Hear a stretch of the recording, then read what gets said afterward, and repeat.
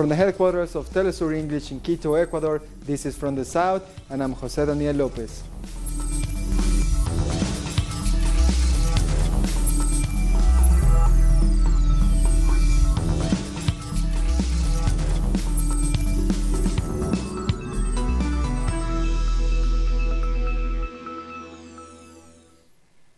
Venezuelan President Nicolas Maduro has announced new resources to boost the production of the national steel company.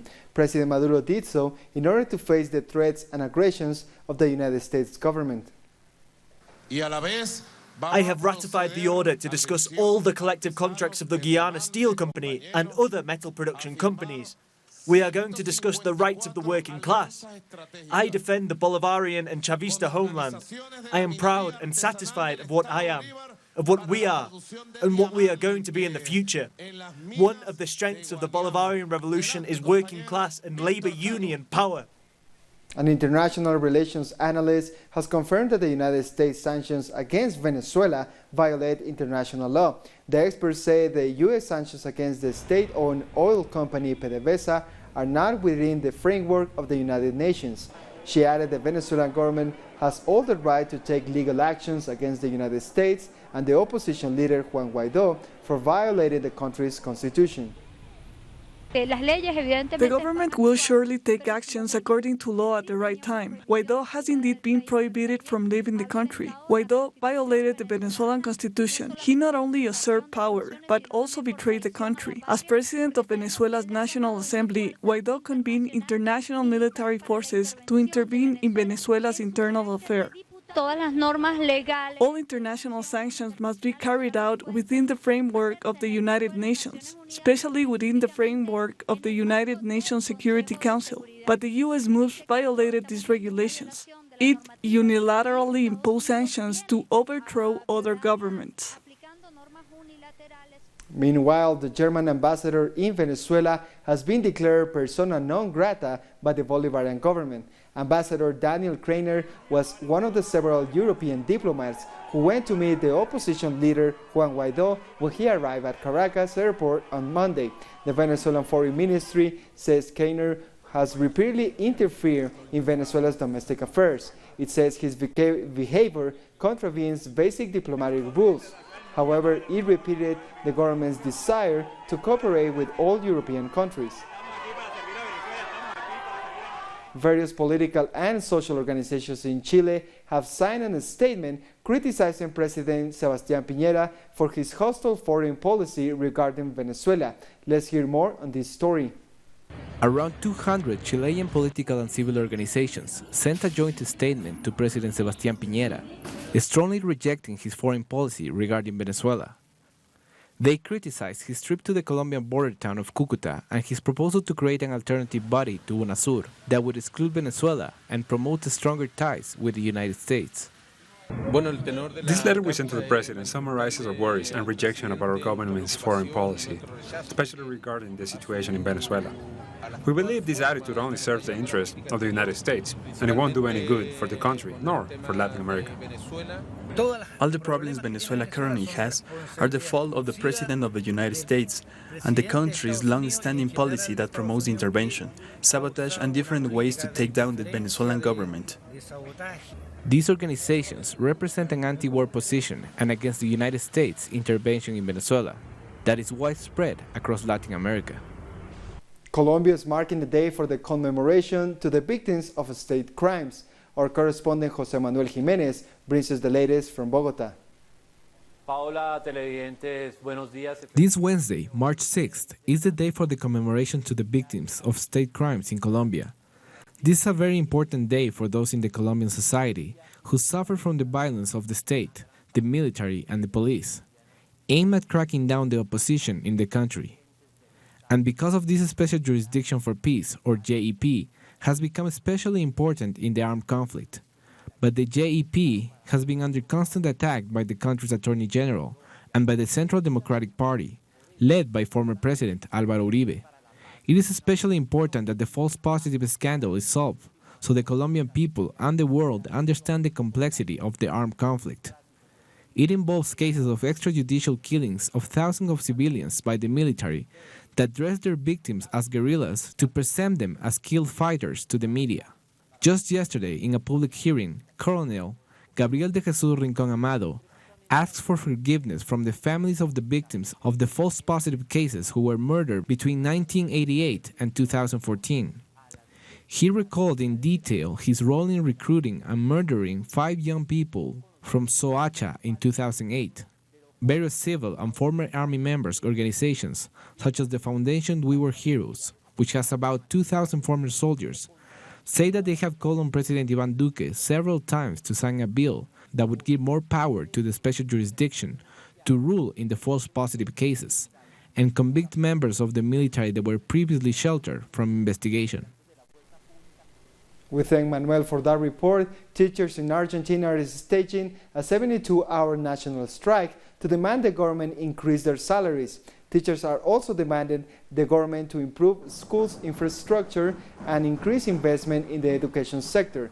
The academic year for 2019 was set to start this Wednesday, but the schools didn't open.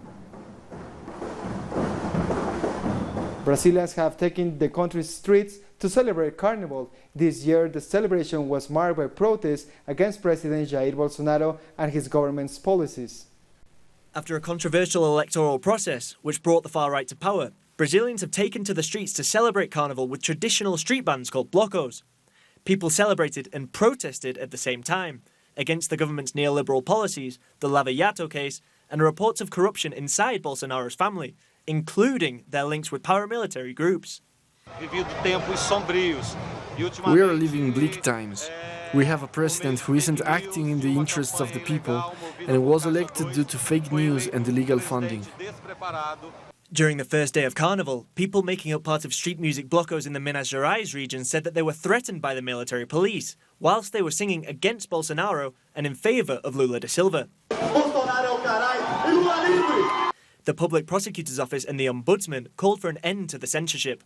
However, other incidents were reported. In one instance, the military police in Sao Paulo broke the arm of a Workers' Party leader because he was wearing a t-shirt with Lula's face on it. During the elections, we endured a lot of police oppression and repression in the streets, as well as coming from those who are in power now. Knowing that Carnival is an opportunity to protest freely is a relief. In Rio de Janeiro, the samba school Paraíso Tuiutui supported Lula da Silva during the parade at the Sambodromo Arena. The school of Mangueira also denounced colonial genocide and paid tribute to indigenous leaders, such as the late activist Mariela Franco. Franco was also remembered by the Vai Vai school in Sao Paulo. A human rights defender, Mariela Franco was murdered in March 2018. Relatives of the president have been linked with the hitman that allegedly killed her. During the carnival, we feel free. This is the moment to say we feel outraged by this government that wants to oppress minorities. During Carnival, Brazilians have shown their rejection of Bolsonaro's government. Massive demonstrations are expected in the coming days to celebrate the International Women's Day March on March 8th, and on the 14th to commemorate 1 year since the activist Mariela Franco was killed. A samba school that honors slain Brazilian councilwoman and activist Mariela Franco is this year's Carnival champion. Brian Mir in Sao Paulo has more. On Ash Wednesday, Estação Primeira da Mangueira won its 20th Rio de Janeiro Carnival Parade. Mangueira is one of the oldest and most traditional groups in Rio de Janeiro, and this year they honored 500 years of the fight against colonialism and oppression, or as they put it, the history that's not told in the history books. On float after float, they honored leaders of indigenous battles against the Portuguese, leaders of slave revolts and abolitionist leaders, and saving their most politicized statement for last, slain Rio de Janeiro City Councilwoman Mariela Franco, who was brutally murdered last year along with her driver Anderson, in a crime that now seems to be implicating an organized crime group that's connected to the Bolsonaro family.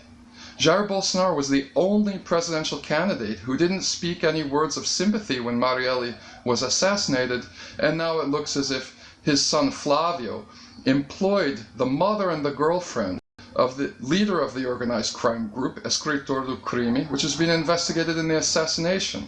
In addition to honoring Marielle Franco and inviting her widow to parade with the group, They waved giant flags of Brazil with the words order and progress replaced with Indians, blacks, and the poor. In other words, everything that Jair Bolsonaro hates. And what this shows is that despite the setback of having the first neo-fascist government since the military dictatorship era, there are tens of millions of Brazilians who hate everything that Jair Bolsonaro stands for and who are going to continue fighting against him and his government every way they can. We thank Brian for that report. We'll be back in a minute. Stay with us.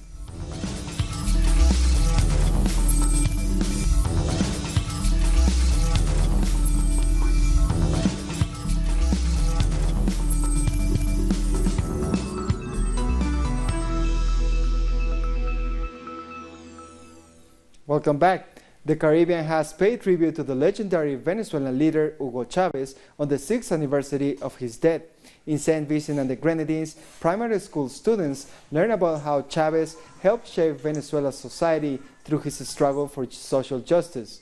The activities were hosted by Venezuela's embassy on the island in collaboration with the Venezuelan Institute for Culture and Cooperation.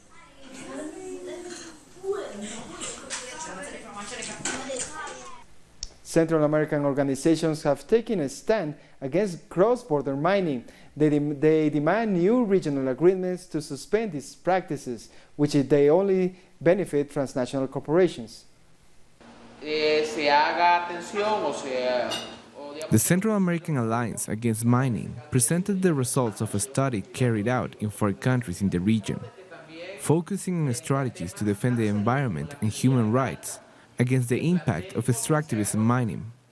They say there's need to be new agreements to ban cross-border mining. There has been an advance in cross-border mining, especially in protected areas.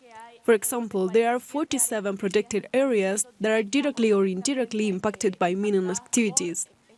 We also found that within these 4 countries, around 150 surface water sources are affected, without accounting for the impact generated by these activities in terms of groundwater. The possible reopening of the Cerro Blanco mine on the border between Guatemala and El Salvador is one of the examples of transborder pollution, since the Ostua River flows into the Huija Lake, shared by both countries. This mine is 15 kilometers away from the border and has polluted water, which is allegedly extracted to clean tunnels in the Ostua River basin, which is part of the high basin of the Lempa River. In that sense, this is a real threat. The study reveals that 23 indigenous communities of the Central American region are affected. This is a fight for which the indigenous leader Lenca, Berta Cáceres, was murdered 3 years ago, and is also linked to the recent legal process against 12 environmental activists in the Tocoa department of Colón in Honduras. We are here to demand the release of our comrades, who have been detained illegally by the Honduran army, and also to demand justice in the case of Berta Cáceres in Honduras. Although metal mining has been banned in El Salvador since 2017, licenses for mining projects granted by other countries affect the entire Central American territory. 9 months after the eruption of the Fuego volcano in Guatemala, dozens of families have returned to its base because they don't have anywhere else to go, but now they're demanding the government to help them to relocate. This family says they live in fear given the constant eruptions of the Fuego volcano. They've had to return to their home in the Don Pancho community at the foot of the volcano after spending the past months in a shelter in the south of the country. They say that they have no other choice but to return. However, they're afraid that another tragedy will occur. We feel like there's some risk, but there's nothing we can do. We have nowhere else to go, so here we are. Residents in this area had been living here for 15 years. They received their lands thanks to a loan. Now they're asking the government to help them move to another area where they won't be at risk. Above all, for the dozens of children currently living here. There are people who are actually scared because they feel the volcano rumbling, and many are getting sick as a result. Another reason why residents are asking for a new place to live is the damage to the infrastructure in their communities. They say that after the eruption, the pipes carrying drinking water were damaged, meaning the water service has been suffering cuts throughout these past months. The pipe sustained some damage, and so we had no water for almost a week. It took time to get new pipes and to put the water back on. We can't do anything without water. This is a problem we have because of the volcano. As time goes by, residents in the Don Pancho community are still waiting for an answer from the government regarding their relocation to a different area. Meanwhile, the volcano's activity continues, keeping the local population's fear alive. Peru has opened a military base in the Amazon region to tackle illegal mining. This is the second phase of an operation that began in February. The military previously freed the Madre de Dios area from criminal gangs dedicated to illegal mining. The base is now meant to prevent criminals from going back. Thousands of hectares were lost last year due to illegal mining, especially gold mining. We have come here to stay as long as necessary. We have been here for the first phase, and now we're moving into the second, which according to our plan will be 6 months, and then we will make readjustments. Really what we have is a large development project for the Madre de Dios region. Part of that involves recovering all of this area degraded by illegal mining activities. But we are also trying to develop other productive activities in the other parts of Madre de Dios. The UN High Commissioner for Human Rights, Michelle Bachelet, has presented her annual report to the Human Rights Council.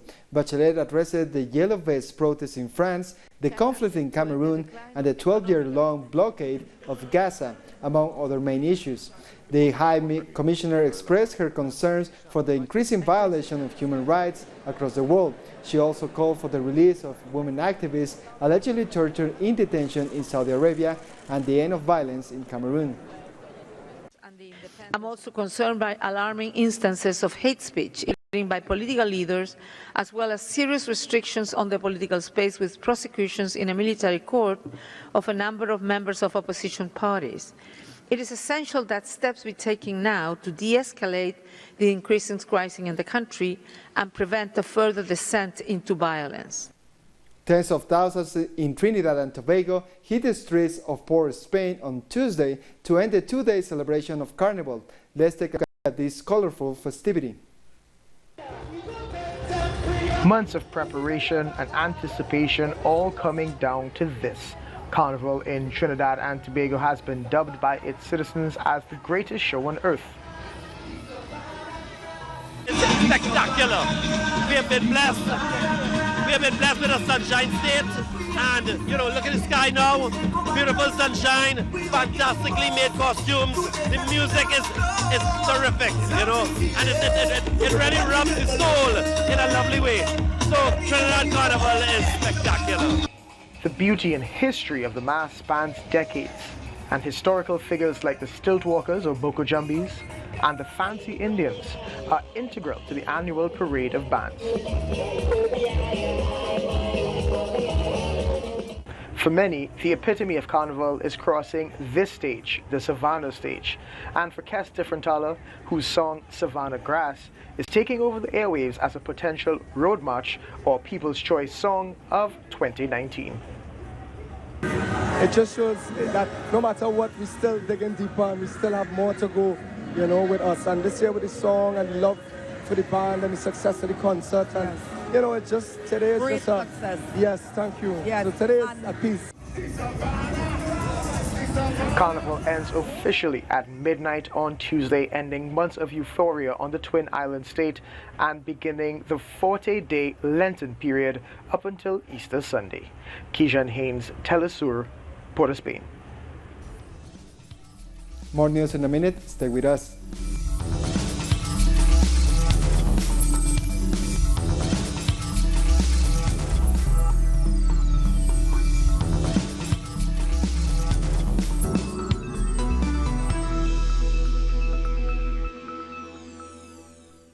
Welcome back. Nigerian girls who fell victim to sexual exploitation after traveling to Russia using fan ID visas during the World Cup have spoken out. Blessing Obusun thought that Russia World Cup would be an opportunity to find a job and flew into Moscow from Nigeria last June. Instead, she found herself forced to work as a prostitute. So far, 2 suspects have been arrested in connection with the case, which is still under investigation. A lot of people really asked me about how I came to Russia, but I was like never to tell them anything about me. I did not tell them anything about me because of what my madam says, the word she used and frightened me. That was the reason I never told them about me. And when we woke up, a lot of Nigerians, girls, were trafficked because it was easier for them to come to Russia because you don't need visa, you don't need invitation, you don't need to pay for anything. Just buy your ticket, and ticket costs about $50 for a match, and you buy your ticket to come to Russia, you're here. Nobody's going to question you. 2 Palestinian children have died in a blaze after Israeli security forces prevented the fire brigade from reaching their burning house on time. The children burned to death in a fire at their home in the occupied West Bank. The fire engine that was responding to the incident was stopped at a military checkpoint. Israeli soldiers stationed there ignored pleas from residents to allow the truck to proceed. Around 2,000 civilians have fled the village of Bangus in eastern Syria as the Syrian Democratic Forces continue the battle against the Islamic State group. At least 500 fighters in Bogasu surrendered on Tuesday, but many are still inside the last remaining enclave controlled by the group. The SDF has slowed its assault in order to force civilians to evacuate. Now that the Syrian government has regained control of most of the country, its return to the Arab League is being debated. Many Arab countries are urging the bloc for Syria to join back, while Saudi Arabia opposes. Saudi Arabia and Qatar agree that it is too early for Syria to join the Arab League back again. But many say these 2 countries are following U.S. orders that are preventing Syria from moving forward in its path back to normality. I have no doubt they are following U.S. orders, something that is not surprising given the fact that these countries have been cooperating with the U.S. in its conspiracy against Syria. They are the ones who are promoting the conflict and putting obstacles for a political solution of the Syrian crisis. But citizens in the region think Syria should return to the Arab League. For this, a Syrian delegation was invited to the Arab Interparliamentarian Union Summit for the first time in 7 years. We are proud that this is the position taken by the Arab population. We wish that the Arab regional bodies follow the example taken in the Arab Interparliamentary Union Summit and urge for Syria to again become a member of the Arab League. Washington is also preventing Syria from being rebuilt. Despite this, countries such as Lebanon, Algeria, Tunisia, Egypt, Sudan, and the United Arab Emirates are opposing this by re-establishing diplomatic ties with Syria and its government. A man who planned to kill up to 100 people in a London terror attack has received a life sentence with a minimum term of 15 years. Lewis Ludlow had planned to ram his van into crowds on Oxford Street. He had visited potential targets and taken photographs. The 27-year-old had pleaded guilty to plotting the attack and founded the Islamic State group in the Philippines. The United States government will no longer be required to publish annual reports on how many people were killed by its drones outside of war zones. President Donald Trump has revoked an executive order from 2016 that mandate the information's release. Trump's action deprives the public of the ability to hold the government to account for civilian deaths as a result of drone strikes. In a statement, the White House said that the move eliminates superfluous reporting requirements. UN figures show that U.S.-led airstrikes killed over 1,000 civilians in Pakistan and Yemen. Actually, things that we agree on, like infrastructure. Prison guards have blocked access to a prison in western France in protest against an attack on 2 guards by an inmate at the facility. On Tuesday, an inmate stabbed 2 guards with a knife. After the stabbing, the inmate and his wife, who came to visit him, barricaded themselves in a room used for family visits. The inmate was shot and injured in a police raid during which his wife was fatally injured. This is more than the final straw, because we've already been warning about the difficulties we face in terms of prison administration, and in the end, you always have to wait for the worst for them to start reacting. So, we're a bit sick of that. We come to the end of this news brief. You can find this and many other stories in our website at telesurenglish.net. And don't forget to follow us on social media, Facebook, Twitter, and Instagram. For Telesur English, I'm Jose Daniel Lopez. Thank you for watching.